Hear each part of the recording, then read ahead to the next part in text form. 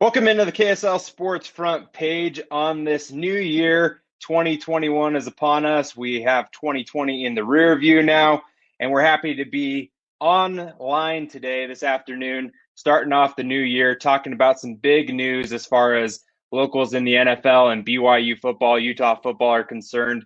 And to be along with me for the ride today on this special edition of the KSL Sports front page is our BYU insider, Mitch Harper. Mitch, it's been a while. I haven't talked to you since Christmas. How was your Christmas, and how's the new year going for you so far? It's going good. I'm excited to get into this topic. Kyle, I hope you had a happy new year and a Merry Christmas as well. But excited to talk about these NFL draft early, what do you call them? Early declarations, underclassmen for the NFL draft from BYU. And it's going to be a lot of fun because there's a lot of talent from the BYU football program heading to the National Football League now. Yeah, and let's start there. I mean, no surprise here, but breaking news about an hour or so ago was BYU quarterback, junior quarterback out of Draper, Zach Wilson, declared or said that he was declaring for the 2021 NFL draft. I think that this has been written on the wall for quite a while now here, Mitch, but now that it's official, what do you make of the news that Zach's going to, take his talents to the NFL a little bit early and not return to BYU? It's the move that had to be made, Kyle. The meteoric rise that Zach Wilson experienced from around the Louisiana Tech game that was early October, was that Friday night before General Conference game, up until now, he's just been off the charts good, and he had to go. I mean, you're talking now about Zach Wilson as a quarterback prospect that could be the number 2 quarterback selected after Trevor Lawrence, who's considered to be a generational talent at the top of the board. Zach Wilson could be next in line. The conversation is squarely now Justin Fields at Ohio State or Zach Wilson. And I think Zach had to go because if he would have come back to BYU, yes, there could have been the chance to put BYU in the preseason top 25. Yes, you could have put him squarely in the Heisman conversation, but you had an 11-win season, go while the iron is hot, and he had to do that. I think this is the right move for Zach Wilson, and I think that he's going to be a big-time prospect in the NFL. So the move had to be made. It's unfortunate for BYU, but I think they knew that this was going to happen. But there's enough depth and talent in the program to maybe try to have a chance to replace him. But he's an all-timer. I mean, Zach Wilson, to me, is one of the greats at BYU at quarterback. He's a really talented player, and I think the NFL, whichever team gets him, is going to get a heck of a prospect. Yeah, you mentioned Justin Fields there. He's going to be playing tonight in the Peach Bowl, I believe, or Sugar Bowl. That's what it is. Sugar Bowl tonight against Clemson. So, I mean, if he doesn't have a great performance, let's say, Clemson blows out Ohio State, Zach could really be cemented here even tonight as the number 2 guy in the quarterback race for the NFL draft. I want to talk to you about his season, though, Mitch, because you followed not only the season, throughout the pandemic and leading up to, whether BYU is even going to play a season this year or a schedule this year like they did, but they ended up playing 12 games. You were at the majority of those games. What did you see from Zach from this season to, his first 2 seasons at BYU that shows you that he's ready for the NFL? Well, the clean bill of health, first off. I mean, I know a lot of BYU coaches pointed to that, and that was the issue for some of his shortcomings in 2019, the coming back from the shoulder, having the thumb injury. I mean, all those factors played a role in some of the struggles and the adversity he faced being a 8-8 quarterback as a starter for BYU through his first 2 seasons. So he comes into this year, and it wasn't clearly, head and shoulders where he was the starting quarterback. The coaches put out the narrative that there was going to be a quarterback debate, but I think everyone inside the building and inside BYU's football program knew that Zach Wilson had the highest ceiling, and with him healthy, they knew that had something special in Wilson. And just his arm talent alone. I mean, the guy's got a rocket of an arm, but I think more than that, though, because you can't base squarely prospects on just their arm strength. When you just hang your hat on that, usually those guys tend to be, I think, bust more times than not. But I think what makes Zach Wilson so good is that football has already kind of been like his profession. Like this is his dream. He wants to be a NFL quarterback. He treated his time at BYU like he was a professional. The study, the amount of work he put into his game preparation, it was off the charts. I think the pandemic helped that cause because you're not going into the building for your classroom. You're not going into all these different classes is all done virtually. So I gave him more flexibility to have time to break down the film, break down, what he needs to improve as a quarterback. And the guy just lives football, and his arm placement or ball placement, and the arm talent is off the charts. And I think that the efficiency that he played with too. I mean, BYU's offenses, in recent years under Kalani Sitake just have been mediocre, pedestrian. Anyone watching this would tell you BYU's offensive attacks have been just nothing to write home about. But the explosive playmaking ability from Wilson through the air and the efficiency and the accuracy was impressive to watch. I mean, you're talking about a guy that was, 74% completion rate, and that wasn't just little dink and dunk passes out of a pistol or a run and shoot type offense. This was going down the field, stretching the field, going to his big playmakers in Dax Milne and Gunnar Romney. I think Wilson was just, there's not many flaws from what you saw this year. And I think it also, Kyle, it's more than just simply the opponents he faced. I think some of the things that he displayed with that arm talent, the ball placement, I think that translates to the league. Now, if you put some playmakers around him and you got a good offensive line, he'll make it work, and he'll be a guy that can have success in the NFL. So you mentioned the efficiency there. He's got record numbers at BYU as far as how efficient he was with the football, throughout his career and also, this season alone. But I want to ask you specifically, what do you think the legacy is that he leaves at BYU, because he's leaving a season, potentially, or two at BYU, off the table now and moving on? Because if he were to stay at BYU, he could have been an all-time great, like as far as the records were concerned. He could have been up there with another 3,000-4,000 yards and put himself up there in the top 5 as far as BYU's all-timers are concerned. So what do you think his all-time legacy is going to be now that he's leaving BYU? Well, he delivered BYU their best season as an independent. That to me is his legacy. He gave BYU fans maybe the best team they've had since 1996. That conversation can be entertained with what BYU put out on the field in 2020, an 11-1 season. Many questions about whether a season was going to be played or not, and the manner in which they played these opponents, the dominance that they displayed in these games was impressive. And your one loss was to a one-loss football team in Coastal Carolina on cross-country trip, 48 hours notice, and you lost by a yard. Just the manner in which they played. That bowl game against UCF was kind of a nice exclamation mark, and that was maybe Zach Wilson's finest hour, throwing a career-high 423 yards, had 5 total touchdowns, 3 through the air, 2 on the ground. The versatility that he showed was just impressive. I think he's the best quarterback BYU has had, definitely since John Beck. And John Beck, of course, is a mentor to Zach Wilson at 3D QB and whatnot. And John Beck was the last quarterback from BYU to be selected in the NFL draft, a second-round guy back in 2007. So I just think that Wilson's legacy should be that, to me, of he should be in that pantheon of great BYU quarterbacks. There's that upper crust, that upper tier of Jim McMahon, Ty Detmer. It's hard to crack into that. It's a different ball game in today's college football. But I think that next category of the Steve Sarkisians, the John Becks, Zach Wilson squarely in that conversation, maybe better than those guys. He's better than Taysom Hill, in my opinion, from what he did at BYU. Zach Wilson was special, and I think his legacy, delivering a big season that BYU fans felt like was not possible as an independent, he finally gave him a taste of greatness. Last question for you on Zach Wilson before we move on to our next player we're going to discuss on the front page today. And we're joined by Mitch Harper, our BYU insider at KSL Sports.com. So if you have any questions for Mitch, feel free to send those in on the chat. We can see them on YouTube, Facebook, Twitter, whatever you're using right now to watch the KSL Sports front page. Let us know, and Mitch can answer all of your questions. Mitch, as far as these mock drafts are concerned, you've seen where Zach has been ranging really from like anywhere from number 2 pick in the NFL draft to the Jets potentially to late in the first round.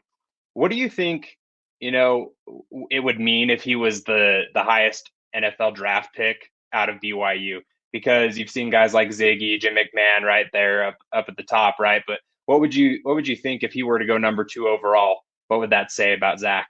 Well, I think it speaks to how NFL franchises view him, that he can be the face of a franchise. Honestly, I hope he doesn't go to the Jets. Because I think that the Jets are a type of franchise that just they don't have any success. I mean, the Rex Ryan years were about it with Mark Sanchez. And maybe if you get a new head coach, maybe get a new GM that's kind of offensive minded, that works in lockstep with Zach Wilson, it could be a good situation. But who knows? Maybe the Jets at number 2, they stick with Sam Darnold, maybe trade out, maybe go get a Penei Sewell. Who knows? There's a lot of options out there for the Jets. That's not necessarily a foregone conclusion Zach Wilson will go number 2. But I will say, though, I think Zach is the type of guy that in this pre-draft process, he's going to wow a lot of teams. So you might see like a San Francisco 49ers, maybe even a Dallas Cowboys. Who knows what they're going to do with Dak Prescott after this year? Maybe they move up as high as they can, unload a bunch of assets, because I think Wilson, in the interviews and in the workouts, the combine, a pro day, he will impress. And I think that he's only going to climb from here. And I think that's what's exciting about this whole process coming up, and the potential for him to maybe be that number 2 pick and be the highest BYU player selected, in the history of the modern era draft. It just speaks to his work ethic, his talent, and the upside he has. This is not a guy that's a typical BYU prospect where he's older and you say, oh, he's 26 before he takes it down in the NFL. It's none of that. He's only 21 years old. I think his best football is still ahead of him, and that's exciting. And the good thing, too, with Zach compared to some of the other prospects is that you look at Justin Fields.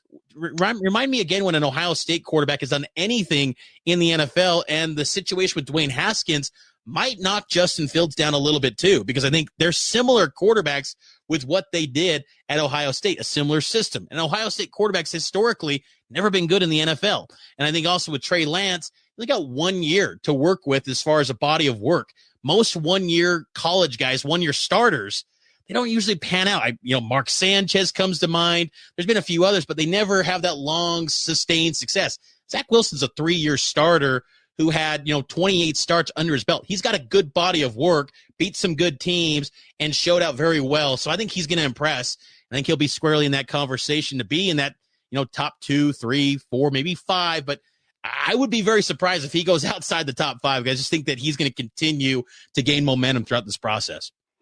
Looking back 5-6 months ago, Mitch, you and I were talking about, depth chart for BYU and what Zach had as far as weapons are concerned. And you look at guys at that point in time, we were talking Gunnar Romney, Matt Bushman, and then, Matt Bushman goes out with injury. Gunnar Romney had a great season, I feel like, but he struggled with health again. And then Dax Milne emerges as Zach's go-to guy. And you put out a piece yesterday on Dax. He ended up declaring for the NFL draft as well. What do you think this means for, the fact that he's the first BYU wide receiver to declare early for the NFL draft, to leave early before his senior season since Austin Collie did about a decade ago. And I think to myself, Austin Collie, all-time great, probably the best wide receiver that BYU's ever had. And I don't put Dax in that same realm, but Dax had a great season.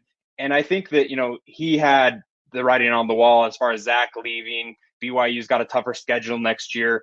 Was this just Dax taking advantage of the opportunity? Do you think that he's going to, land in the NFL draft? Do you think that he's an NFL draft pick with his body of work? Or was it just simply that now was the best opportunity if he thought he had a chance to make the NFL rather than waiting a year from now? I think 100% he's going to be drafted, Kyle. And I think he's going to be someone that could go in the 4th or 5th round, somewhere in that range. And I think maybe the issue for a guy like Dax is that, wide receivers, you can find a lot of great wide receivers, maybe it's even an undrafted free agent. They seem to just fall off trees in the NFL. There's so many talented guys that can catch the football. But yeah, I would say too, I think Dax is the type of guy that he might go higher than a guy like Kairos Tonga, who probably we'll touch on a little bit later too. I'm very high on the potential of Dax Milne, and like Zach Wilson, younger, didn't serve a mission, anything like that. So best football, I think, still ahead of him too. And I just think there's a market for a guy that's a sure-handed receiver, a big playmaker too. He's not just some slot guy. Like I'll fully admit, coming into the season, I did not expect the sheer dominance, the level of play from a guy like Dax Milne. I thought guys like Cody Epps and maybe Christopher Jackson were going to come in and push a guy like Dax Milne. I was completely wrong there. Milne was a big-time star. You're talking about the 5th best season by a receiver in BYU football history in terms of yardage. mean, he's up there with some of the best receivers in BYU football history for an individual season. And I'm just excited to see what he does. And I think this narrative that he's not going to get drafted, I'm kind of surprised by that. I think BYU fans are underselling how good he was. You're talking about a Biletnikoff Award semifinalist, one of the best receivers in college football this year. I think he's going to get drafted. I think a team or two is going to fall in love with him, and they'll go up in the 5th round. And I think what's helped him, too, is that he's had a quarterback that's been probably getting analyzed by so many teams. And then you look at the film and you're going, man, his top receiver, this guy's a stud. This guy, line him up at Houston where they're playing a lot of man press. You don't care. He's making, 70-yard big plays. Anytime you watch BYU this season, it seemed like Dax Milne was making big plays for the Cougars. I'm excited about his pro prospects.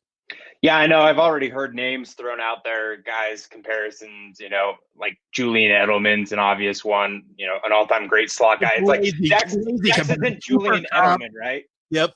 But, a guy like Hunter Renfrow for the Raiders, an all-time great at Clemson. I don't think of Dax in that same mindset. But the thing that concerns me about Dax in the NFL isn't his hands, isn't his speed, isn't his route running ability. I think he's great at all of those things, but it's his size. I just worry about his longevity in the NFL, 6'1", 190. I just think he's a little small. Do you think that that's going to be a concern for NFL GMs? Yeah, I think that could be, Kyle. And I think what helps Dax, and I think what helps a lot of these BYU guys, is that college football offenses and systems and play calling is kind of molding more into the NFL. Like 10 years ago, offenses in college football, there was no crossover between college and the NFL. It was like two completely different games. Now you're seeing so much more college football influence on the NFL when you got guys like Cliff Kingsbury going to Arizona and basically having a complete rebuild. And in short order, it's had a lot of success with guys like Kyler Murray, and then, of course, to get some big-time wide receivers in there. But it's really had a lot of success, and you can go from college to the NFL and make success now happen, especially when it comes to play calling and coaching. And I just feel like there's these preconceived, like you got to be a certain height, certain weight. I think that's kind of going out the door more. I feel like that was kind of more like 10, 15 years ago. Now it's simply, can you ball out? Can you? And I think with, the pre-draft process, it could be more virtual again. Maybe you don't get to see as many guys in person like you typically do, if assuming, there's similar travel restrictions like there was a year ago. They might have to just throw in the film, and Dax Milne's film is as good as any wide receiver you're going to find from a college football player in 2020. Two more guys from BYU that I wanted to talk about with you today. And the first one is Khyiris Tonga. You mentioned him a minute ago.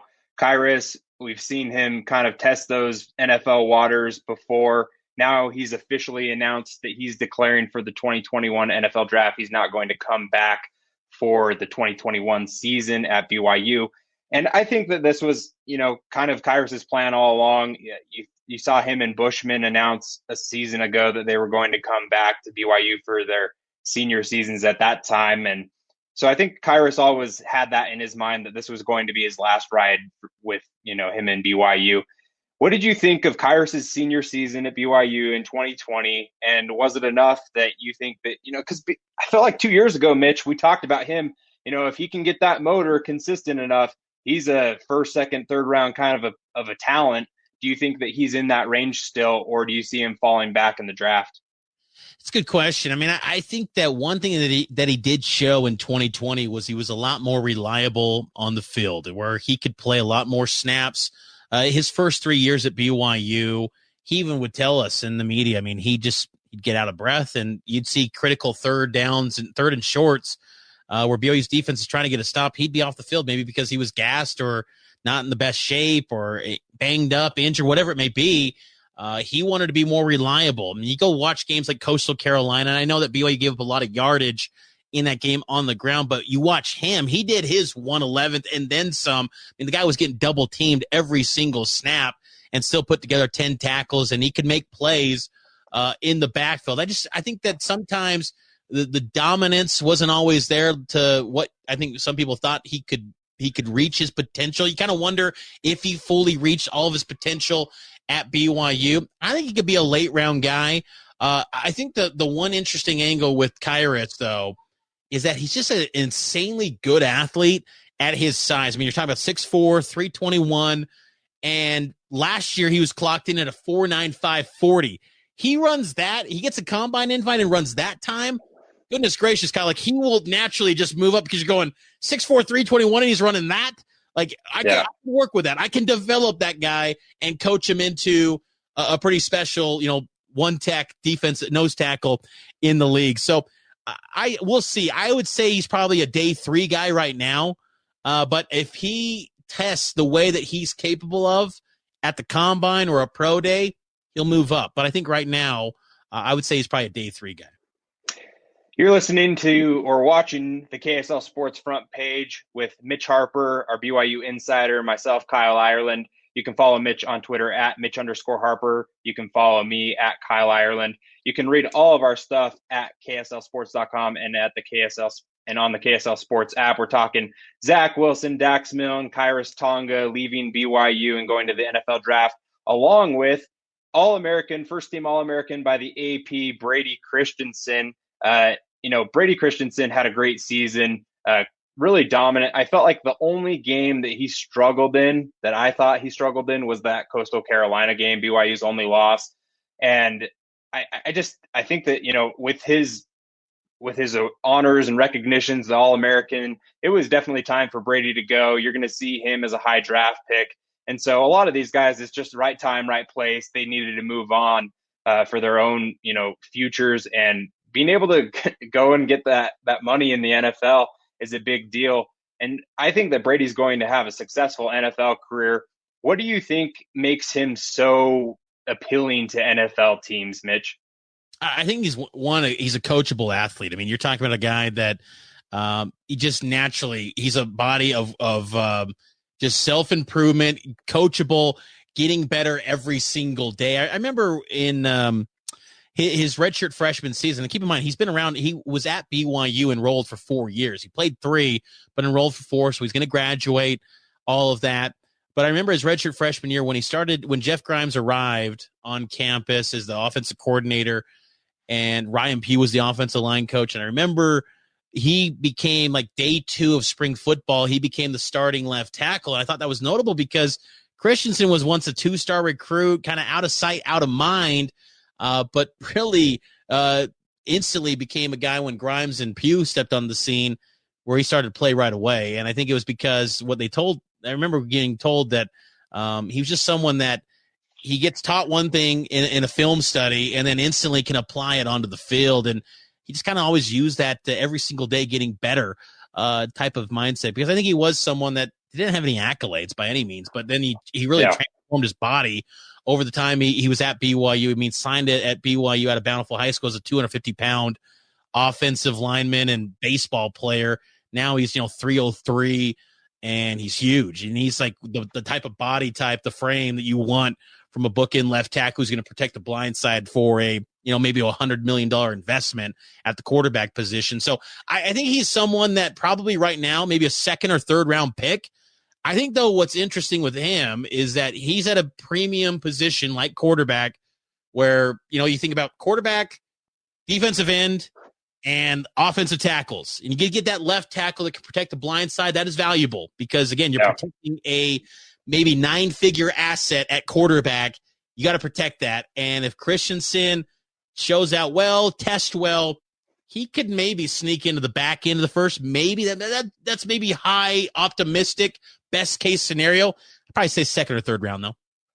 Last time BYU had an offensive lineman drafted was Scott Young back in 2005. So it's been a while, Mitch, since the Cougars have had the type of offensive line that they've had, for the last couple of seasons under Jeff Grimes. And I think that that's a testament to what Kalani Sitake was able to do by bringing in this new offensive staff. Really kind of rebuilt BYU the way that he said that he was going to when he took the job back in 2015, 2016 there at the beginning of that first season, where he said he wanted to go back to kind of the way that Lavelle Edwards had it, where you have the tight ends, you've got the big offensive linemen, and you've got the quarterback factory. And I feel like this draft class, these guys leaving early, are really a testament to what Kalani was preaching about 5 years ago.